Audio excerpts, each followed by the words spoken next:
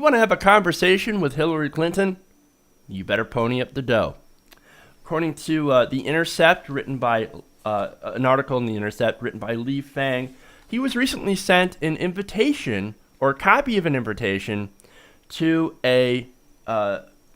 basically a conversation, a private event called A Conversation with Hillary, which is part of her quote-unquote grassroots campaign that shows that you can get in to talk to Hillary if you have $2,700 handy. And you can bring a friend for an extra $1,000. What a bargain. So the reason that I bring this up is that this is her campaign is described by her as a grassroots campaign. I don't know anybody who's part of the grassroots that has $2,700 extra dollars lying around. Do you know who has that extra money? You guessed it. People who are wealthier. Wealthy donors who can afford $2,700 to have a conversation with Hillary. I can only imagine what they would talk about in that conversation. Well, I'm part of the 1%, and I'm feeling a little bit attacked here today.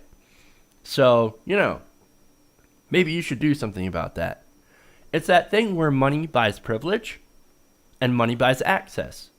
Now, you want to contrast this to Hillary's fundraising to somebody else who's running, that would be Bernie Sanders, who has raised about $3 million in donations, maybe in his first couple of days, but all from donors, somewhere around $43.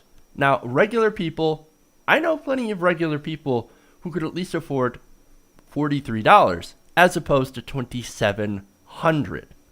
And see, that's sort of the problem with money in politics today, and our politics today in general, is the fact that we have such a disparity in access.